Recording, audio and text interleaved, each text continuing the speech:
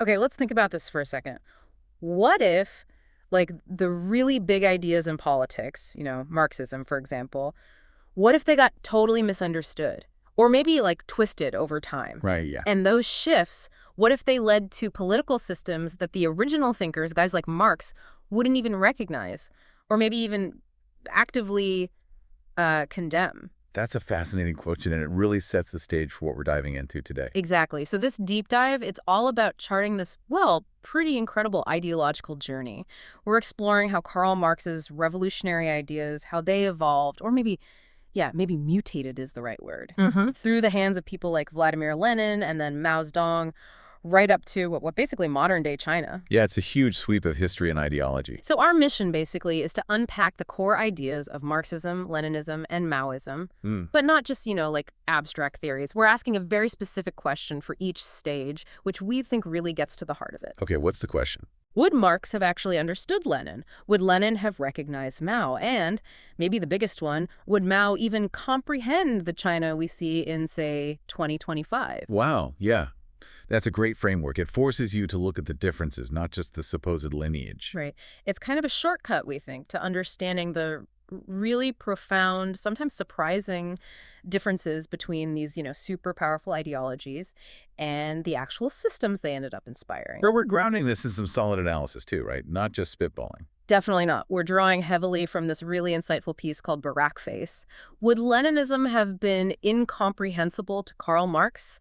It's acting as our sort of compass here. Yeah, I read that. It does a great job laying out clear distinctions, gives specific examples, and even has that fascinating hypothetical constitution. Really brings the ideas to life. Totally. So get ready for some hopefully serious aha moments. Because what we're going to uncover, well, it'll probably challenge some common assumptions and hopefully offer a fresh perspective on political history and, the forces still shaping our world. Sounds good. Let's get into it. Where do we start? Marx himself. Okay, let's unpack this. Before we jump into Lenin and all the changes he brought, we really need to get a solid handle on Marx himself. His vision, right? How did he actually see the working class coming to power? Because it gets caricatured so much. Oh, absolutely. It's often boiled down to just violent revolution, end of story. But the sources, especially Marx's own writings, they paint a much more specific and honestly often surprising picture. More nuanced, you mean? Definitely more nuanced. And crucially, a key insight here is Marx's consistent emphasis on, well, democracy. It's kind of striking, isn't it, how often he's linked to later authoritarian regimes. Yeah, that's the standard image.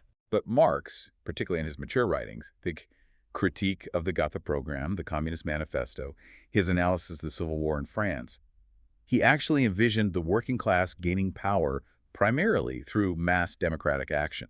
Mass democratic action, not like a secret coup. Exactly. He emphatically did not advocate for some secretive elite coup carried out by a small group of revolutionaries plotting in the shadows. That's a critical distinction, and it often gets completely lost. It fundamentally separates his original thought from many of the states that later claimed his name. So he wasn't just shouting revolution in every single situation. He saw a role for, like, existing democratic processes. No, precisely. And this might surprise some people. In the Communist Manifesto, Marx and Engels explicitly argued that communists should support democratic movements and push for universal suffrage wherever possible. Universal suffrage. Back then, that was pretty radical. Hugely radical.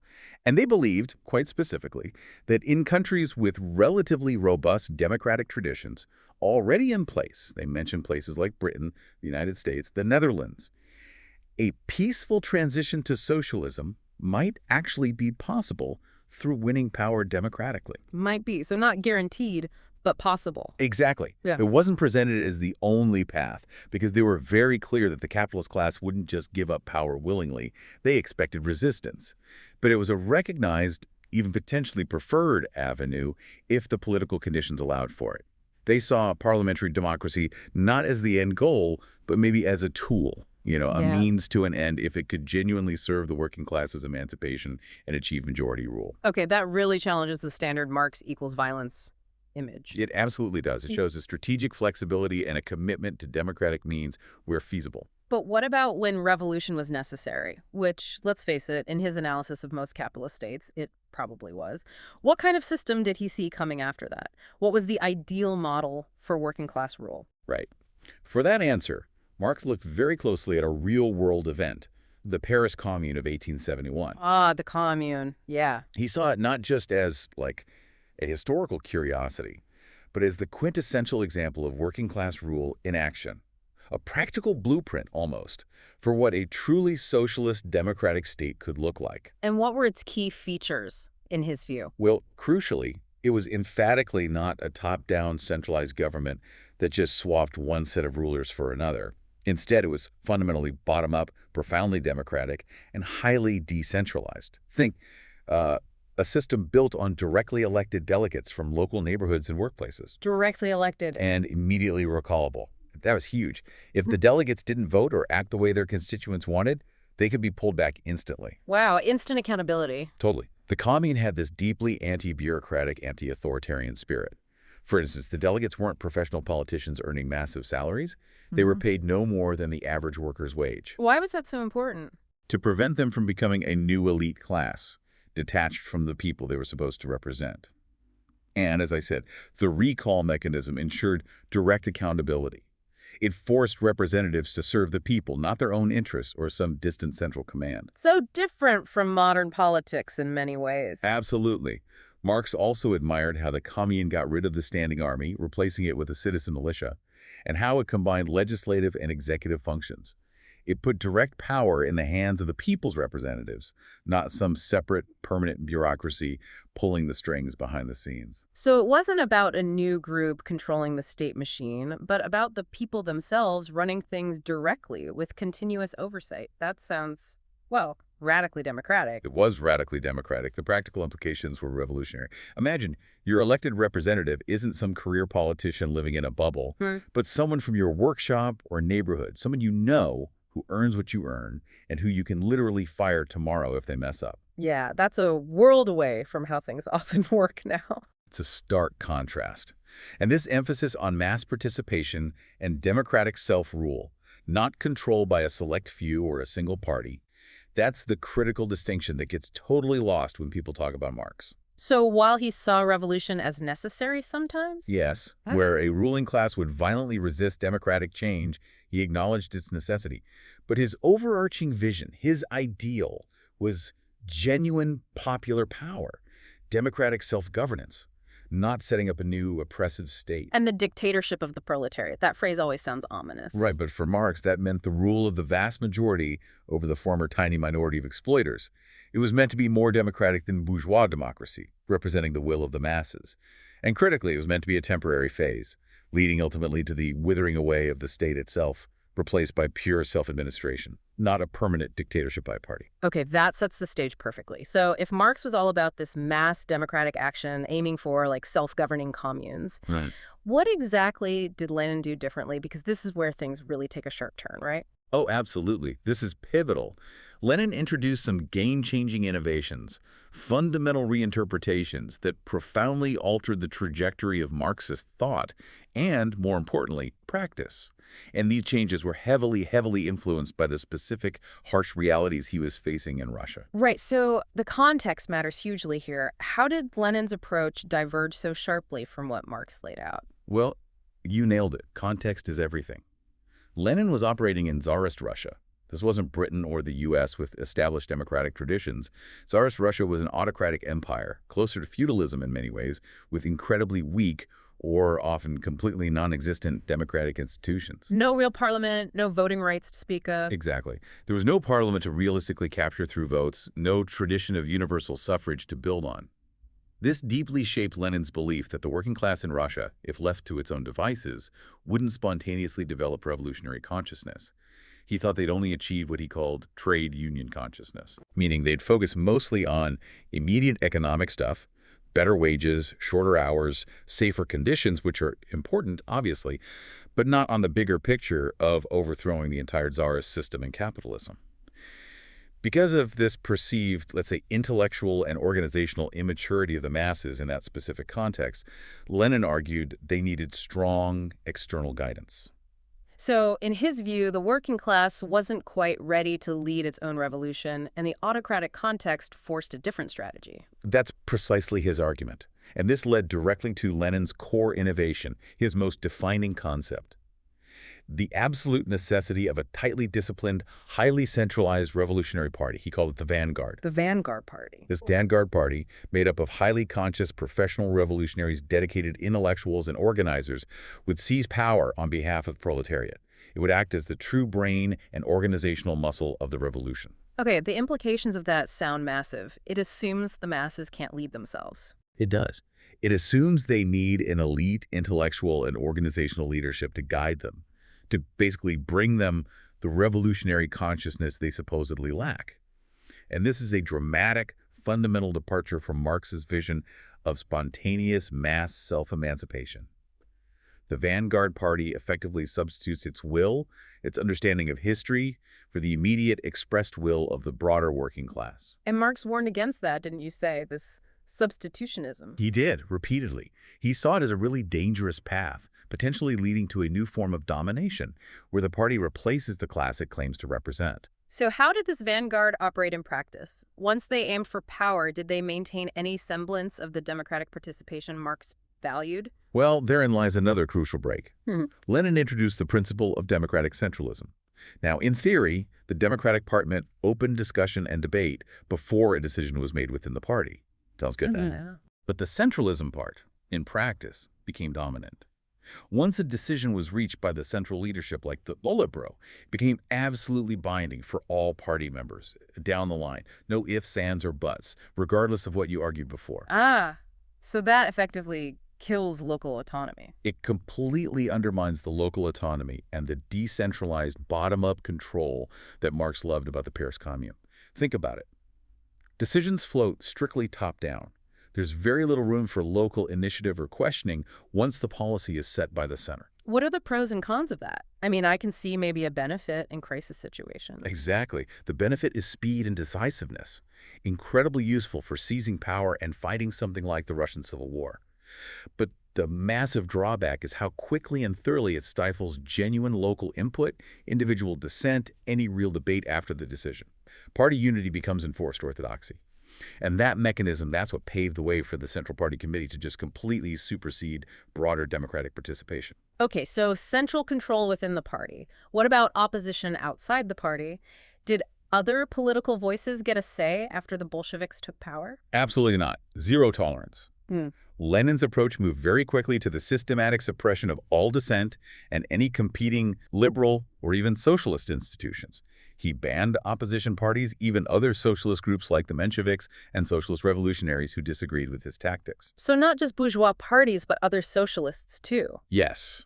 Anyone who challenged the Bolshevik monopoly? Yeah. He cracked down severely on civil liberties, freedom of speech, freedom of the press, freedom of assembly, all gone. And he introduced what he called the dictatorship of the proletariat. But, as we discussed, that phrase, which Marx used to mean a more democratic, temporary rule by the majority. Yeah. Under Lenin, it rapidly morphed into a dictatorship of the party. And then almost inevitably, it became the dictatorship of a few individuals at the very top of that party. Is there a key moment where that shift became undeniable? Absolutely. The clearest, most symbolic example was the disbanding of Russia's democratically elected Constituent Assembly in January 1918. The Bolsheviks didn't win a majority in those elections. So what did they do? They let it meet for one day and then shut it down by force. Wow. That was the signal, the end of any pretense of broad-based democratic governance. It cemented one-party rule, full stop. It really sounds like Lenin built the exact kind of top-down, centralized, repressive state that Marx warned against. Did Marx specifically anticipate something like this party state emerging? He did, and his warnings seem incredibly prescient when you look at Leninism. As we touched on, he repeatedly cautioned against substitutionism. He was deeply worried about substituting the party for the class. Right, the idea that a small group acts for everyone else. Precisely. For Marx, the revolution had to be the working class emancipating themselves through their own activity, their own democratic self-organization. It wasn't about being led or liberated by an elite vanguard. Any attempt to replace that bottom-up self-activity with top-down control was, for Marx, a total perversion of the goal. And the state's role in that. Marx was clear. The state shouldn't become a tool of repression used by the party against the people. The goal was for the state, as a separate coercive entity, to eventually wither away or be fundamentally transformed into simple administration by the people. His dictatorship of the proletariat, again, was meant to be temporary and more democratic than bourgeois democracy, the rule by the vast majority. It was about smashing the old bureaucratic military state machine and replacing it with something like the Paris Commune, direct democracy, not building an even more powerful centralized state. Okay, so bringing this all together, if Marx had somehow been around to see Lenin's revolution, the Civil War, the consolidation of the Bolshevik state, how would he have reacted? Could he have seen his own ideas in that? Connecting all these threads, Marx would likely have been deeply skeptical, perhaps even appalled by Leninism in practice. Even given the harsh Russian context. He might have understood the motivations, yes. Given the brutal realities of Tsarist Russia, no democratic outlets, extreme repression, violent revolution was arguably the only way forward. Marx understood that elites don't give up power easily. So the drive for revolution, he might get. But the methods. Exactly. The form it took under Lenin, the seizure of power by a self-appointed vanguard, the shutting down of elected bodies like the Constituent Assembly, the creation of a permanent one-party state, the entrenchment of a powerful state apparatus with secret police and censorship. All of that fundamentally contradicted Marx's own democratic socialist vision. So he'd see it as a betrayal. He would almost certainly have viewed it as a dangerous perversion of socialist principles, a tragic betrayal, really, of the core ideal of genuine working-class self-emancipation. For Marx, the goal was real workers' democracy and the eventual dissolution of state power. For Lenin, in practice, it became about absolute party control and the consolidation of an incredibly powerful state, two very, very different endpoints. Okay, so Lenin dramatically reshaped Marx, creating something Marx likely wouldn't endorse. But then, fast forward a few decades, Mao Zedong comes along in China. Now, given the huge differences, rural, agrarian China versus industrializing Russia, would Lenin have found Maoism completely alien, or was there more continuity there? That's the next fascinating link in the chain, isn't it? And the sources suggest a really nuanced answer.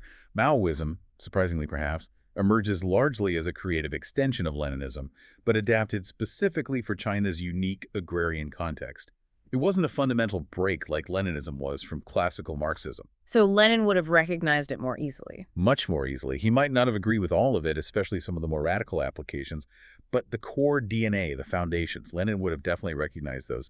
Mao explicitly built his revolution on Leninist principles, just applying them to a vastly different society. Okay, so what were those core Leninist ideas that Mao clearly adopted? Where did he follow Lenin's playbook? The continuities are really significant. First and foremost, Mao absolutely maintained Lenin's core belief in the vanguard party. He was utterly convinced that a disciplined, organized Communist Party was essential, not just to lead the revolution, but crucially, to lead the state after the revolution. So the idea of the elite party guiding the masses remains central. Absolutely central. That was a direct inheritance. Second, Mao fully embraced Lenin's concept of the dictatorship of the proletariat, as Lenin interpreted it. For Mao, this meant unchallenged one-party rule, the systematic suppression of counter-revolutionaries and any political opposition, and the need for relentless mass ideological campaigns to enforce political conformity and revolutionary purity. Sounds very familiar to Lenin's state. It is. And third, the role of violence. Both Lenin and Mao were convinced that the ruling classes, the bourgeoisie, would never give up power peacefully. This led Mao to emphasize revolutionary violence as a necessary tool. His concept of permanent revolution and continuous struggle was vital in the context of defeating the nationalists and consolidating power in China. This resonated deeply with Lenin's own pragmatic approach to seizing and holding power by force. And after the revolution was won, did the struggle stop? Not according to Mao. He built entire campaigns, most famously the devastating Cultural Revolution, around Lenin's idea that class struggle continues under socialism. Lenin had argued that even after seizing power, class enemies and bourgeois influences would persist, requiring vigilance. Mao took this idea to an extreme, mobilizing the masses to identify and purge these perceived enemies, not just in society, but controversially, even within the Communist Party itself. Okay, so in those key areas, vanguard party, dictatorship, revolutionary violence, continued class struggle. Mao seems very much a Leninist. In many fundamental ways, yes. Maoism was definitely not incomprehensible to Lenin. Its roots are clearly traceable to Lenin's theory and practice. But you said adaptations, too. Where did Mao deviate? Where did he innovate in ways that might have surprised or maybe even alarmed Lenin, given their different contexts? What were the unique Maoist twists? This is where it gets really interesting, because Mao definitely put his own stamp on Leninism, pushing it in directions that Lenin likely would have found surprising and maybe even alarming in their consequences. The single most significant adaptation was Mao's peasant-centered revolution. Right, because China was overwhelmingly rural. Exactly. Lenin's model, following classical Marxism, saw the urban industrial proletariat, the factory workers, as the main revolutionary force. The peasantry were seen as important allies, maybe, but not the leaders. Mao, facing the reality of China with its tiny industrial working class and vast peasant population, pragmatically made the poor peasantry the main revolutionary force. How would Lenin have reacted to that? Marx was pretty skeptical of the peasantry's revolutionary potential, wasn't he? He was. Lenin, being pragmatic, probably would have reluctantly accepted it as a tactical necessity for a place like semi-feudal China. He would understand you couldn't have a classic proletarian revolution without a proletariat. But, yes, he might have harbored doubts about its long-term Marxist credentials, given the traditional Marxist emphasis on industrial development and the view of the peasantry as sometimes backward-looking or focused only on land ownership. And did this shift the peasantry change the strategy of the revolution itself? Dramatically. It led directly to Mao's theory of protracted people's war. Lenin's model favored a quick, decisive insurrection in the cities, think the storming of the Winter Palace in Petrograd, seized the centers of power. Right, urban focus. Mao's theory was the opposite. It envisioned a long, drawn-out guerrilla war, starting from the vast countryside, establishing liberated base areas, building up peasant armies, and gradually encircling and eventually overwhelming the cities. It was a strategy born of necessity, fighting a technologically superior enemy, first the Japanese, then the nationalists, across a huge territory. Would Lenin have understood that militarily? Tactically, yes, almost certainly. Lenin was a brilliant strategist himself. He would have likely recognized the strategic logic and effectiveness of guerrilla warfare in China's specific conditions. It wasn't his preferred model, but he'd probably see its utility. Maybe he's surprised by the sheer length of it, but he'd get the underlying principle. Okay, so the peasant focus and rural strategy were major adaptations. Now, what about the most famous, or maybe infamous, part of Maoism, the mass campaigns, especially the Cultural Revolution? How would Lenin have viewed those? This feels like a point of major potential divergence. You're absolutely right. This is likely where Lenin would have been most alarmed. Mao's mass campaigns, and particularly the Cultural Revolution from 1966 to 1976, were a radical, almost terrifying extension of Lenin's idea of class struggle continuing under socialism. How so? Mao mobilized the masses, particularly young Red Guards, often violently and chaotically, against perceived bourgeois elements, capitalist roaders, and crucially, against the party bureaucracy itself. His slogan was, "Bombard the headquarters." He wanted to continue the revolution under the dictatorship of the proletariat and prevent what he saw as the party becoming complacent, bureaucratic, and sliding back towards capitalism, like he believed happened in the Soviet Union. But Lenin valued party discipline above almost everything, didn't he? Absolutely. Yeah. While Lenin talked about continuing class struggle, he was extremely wary of unleashing unchecked mass violence and chaos after the revolution was won. He believed that Nazi could destabilize the new socialist state and undermine the very disciplined party he saw as essential to building socialism. So Mao's Cultural Revolution would have horrified him. It likely would have struck Lenin as dangerously destabilizing, profoundly counterproductive to building a stable socialist economy and society. The widespread purges, the factional violence, the attacks on intellectuals, the destruction of cultural heritage, the near collapse of government functions in some areas. Lenin might have seen all that as ultra-left adventurism, a recipe for disaster that threatened the party's authority, which for him was paramount. It was chaos unleashed, precisely what he feared after taking power. So we can definitely map out some clear ideological differences there, even with the strong Leninist foundation. It wasn't just Mao applying Leninism unchanged. Exactly. We tried to summarize it. Revolutionary subject. Industrial proletariat for Lenin. Poor peasants for Mao. Model of revolution.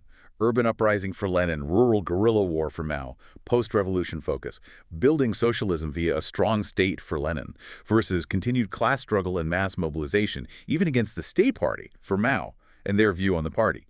Both saw it as the vanguard, but Lenin emphasized central authority, while Mao, especially later, believed the party itself needed to be periodically bombarded by the masses to keep it pure. So while Maoism grew out of Leninism, It mutated significantly in practice, yeah, especially in its more radical, chaotic, and populist phases like the Cultural Revolution. so Maoism wasn't a total break then, more like a wild, rural offspring of Leninism, recognizable but with some really radical, maybe dangerous twists. That's a really good way to put it. Hmm. Lenin would have recognized the basic genetic code, the vanguard party, the dictatorship concept. Sure. But he'd likely see Maoism as this unruly child, prone to extremes and internal turmoil in ways he would have found deeply counterproductive.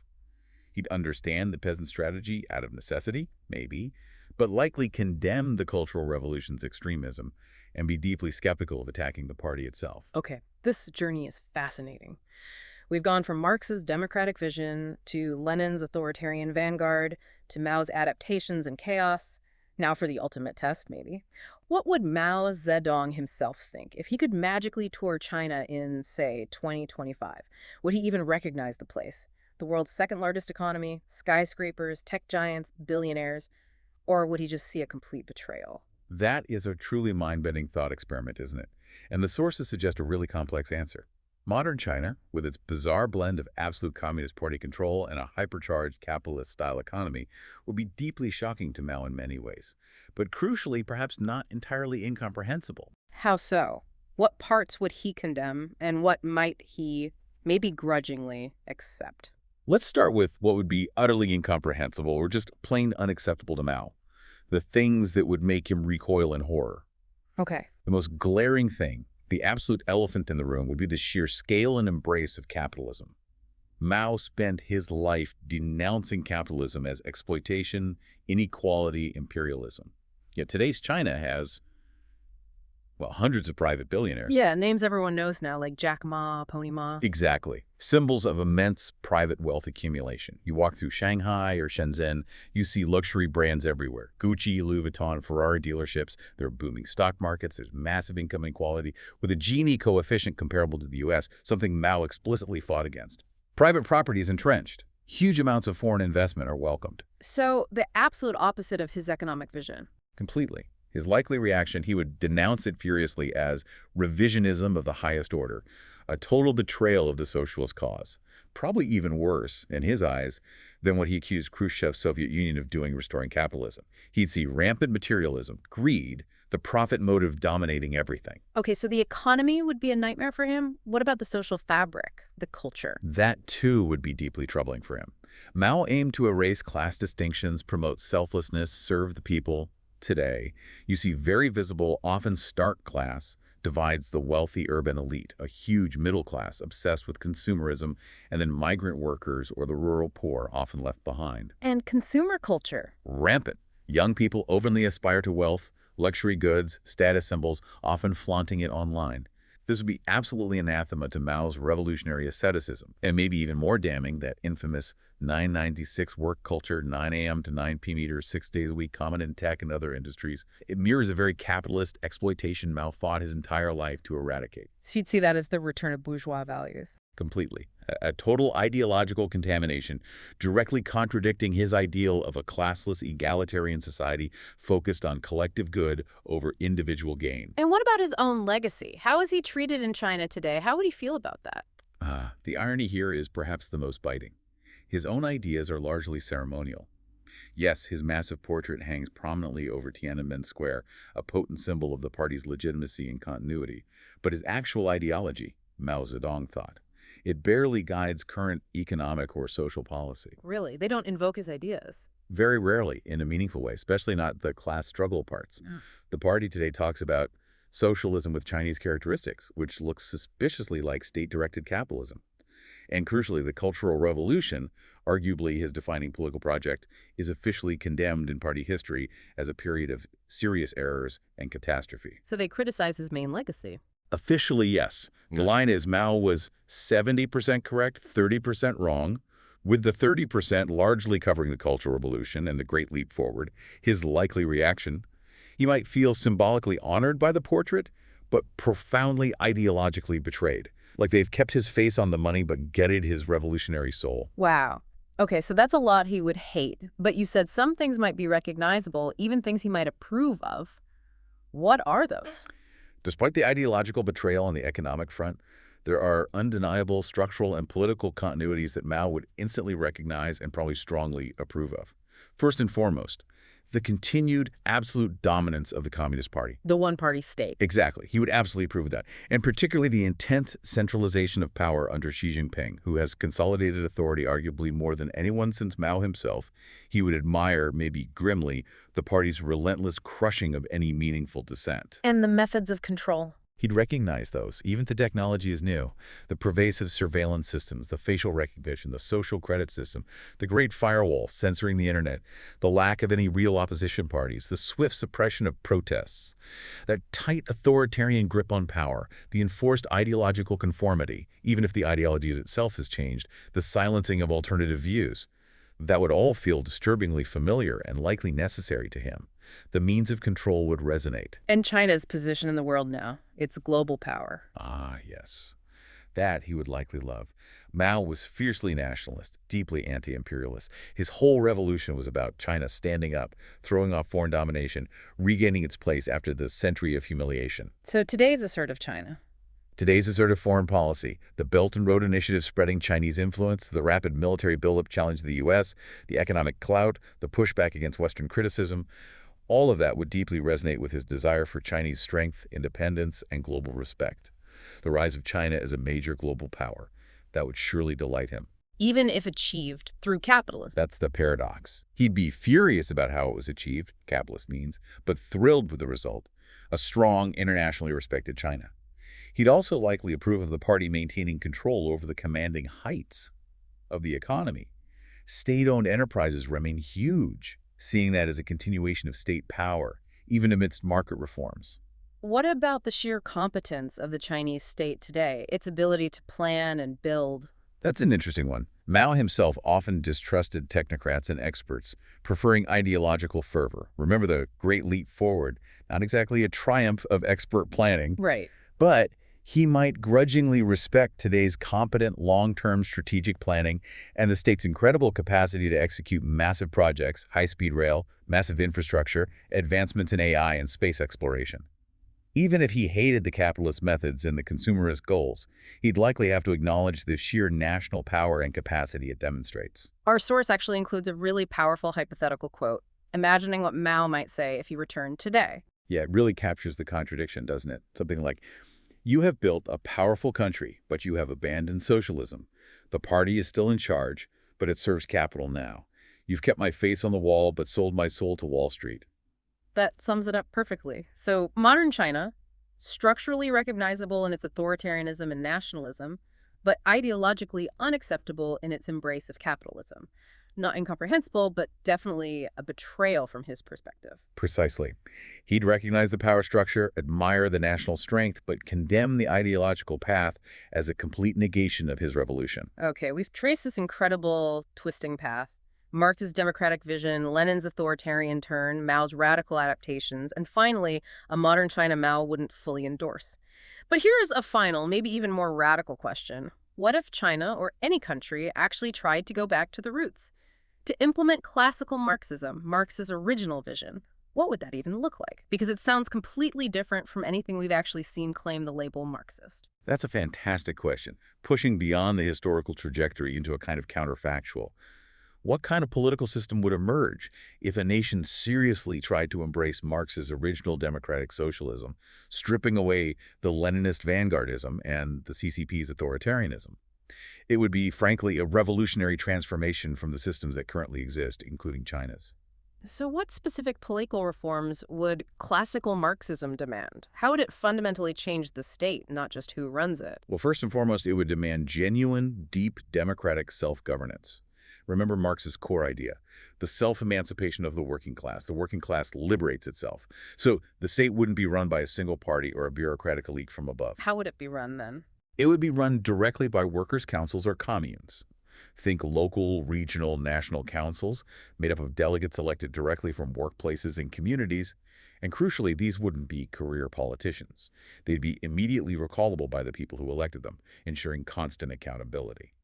It's a highly participatory, decentralized bottom-up system modeled directly on that Paris Commune ideal we discussed. Okay, so direct democracy through councils. What about the big centralized state machine we see everywhere, the bureaucracy? Marx wanted to fundamentally dismantle that. He saw the bourgeois state with its hierarchies, its standing army, its permanent bureaucracy as an instrument designed for class rule, alienated from the people. A truly Marxist system wouldn't just take over that machine, it would aim to smash it and replace it. Replace it with what? With flattened structures of power, direct administration by the people through their councils, it means radically reducing bureaucracy, not concentrating power further. Modern China's hyper-bureaucratic technocratic state is the absolute antithesis of this. Marx envisioned things like rotating workers' committees handling administrative tasks, transparent records, continuous citizen audits, all designed to prevent a new elite from forming. And what about individual freedoms? Free speech, assembly, dissent? That's the big sticking point with regimes claiming to be Marxist. Absolutely critical. And classical Marxism demands them. Marx himself believed deeply in open political struggle and public criticism. He saw them as essential tools for the working class to debate the path forward, to hold power accountable, and to prevent new forms of oppression. So censorship and surveillance are out. Completely anathema to his vision.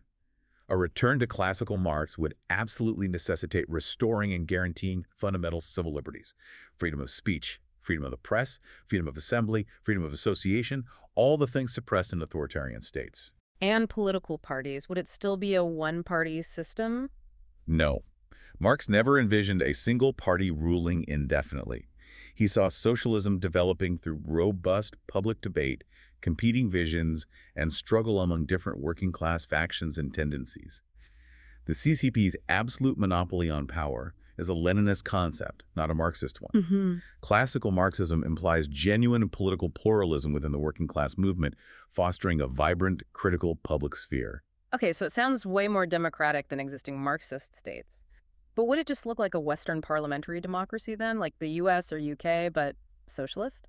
While it would share the spirit of democracy and civil liberties, it wouldn't be identical to Western parliamentary systems. Marx was actually quite critical of what he called bourgeois parliamentarism. Why? What was his issue with it? He often saw it as a bit of a sham democracy. You get to vote every few years, sure, but behind the scenes, he argued, the capitalist class still holds the real economic power, elites dominate the political process, and the state bureaucracy remains largely unaccountable to the people. It creates an illusion of control. So how would a Marxist system differ in its mechanics? Let's compare. Voting. Western systems have periodic elections. A Marxist model aims for continuous, active participation and direct democracy through councils. Representation. Western systems have professional party politicians, often detached. The Marxist model has local recallable delegates from workplaces communities, paid average wages. Power source. Western systems filter popular vote through parties and established institutions.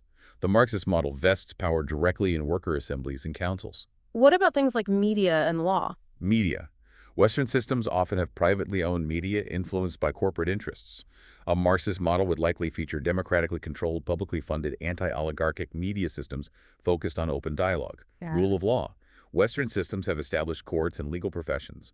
A Marxist system might reimagine law as part of democratic life, maybe with elected judges, citizen juries, focused on restorative justice and reflecting popular will, not just upholding existing property relations. This is where that hypothetical constitution comes in, right? It tries to paint a picture of what this would actually look like on paper. Exactly. This fictional constitution of a Marxist China, based on Marx's actual principles, not Lenin's or Mao's later interpretations, really crystallizes the vision. It's a blueprint for a radically different kind of society. So what are some key articles? How does it start? The preamble immediately sets the tone. It emphasizes the active self-governance of the people. It states clearly that power comes from the collective, not a party, and operates through freely elected councils and collective ownership. Article 1. Sovereignty of the people makes it explicit. All power resides in the working people. Self-emancipation is the goal. And crucially, it says no party, faction, or individual can usurp this popular sovereignty. That's a direct rejection of the Leninist vanguard model. And the nuts and bolts of governing, how would these people's councils work across a huge country? Article 2. System of governance lays it out. You'd have interconnected people's councils at every level: local, municipal, regional, national. Delegates elected by universal, free, secret ballot.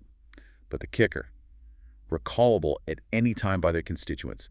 Instant accountability. And they wouldn't become a privileged class. No, because they'd be paid only the average worker's wage. The National Assembly, the highest body, would be composed of these directly elected delegates, making laws, overseeing budgets, holding the judiciary accountable, and another key mechanism: rotation of office. No one gets to hold a powerful position for more than, say, 2 consecutive terms. Leadership is a temporary civic duty, not a career path to power and wealth. It's designed to be fundamentally anti-bureaucratic, anti-hierarchical. What about the civil liberties we talked about? How are they guaranteed? Article 3. Civil liberties and rights makes them absolute and non-negotiable. Expansive freedom of speech, press, assembly, association. Explicit right to form multiple political parties, unions, cooperatives, fostering real debate. Protection from arbitrary arrest, surveillance, censorship. The right to strike and protest, absolutely protected as core tools of working-class power. These aren't privileges granted by the state. They're fundamental rights inherent to the people. And the economy. This is central to socialism. How does it move beyond state capitalism? Article 4. Economic democracy tackles this directly. The means of production, factories, land, resources belong to the people collectively, not the state bureaucracy, not private owners. They be managed directly by worker councils elected within each workplace and industry. So no private corporations hiring people for profit. Correct. That model is abolished. Economic decisions wouldn't be solely top-down central planning either. It envisions transparent, bottom-up democratic planning with input and feedback from councils at all levels.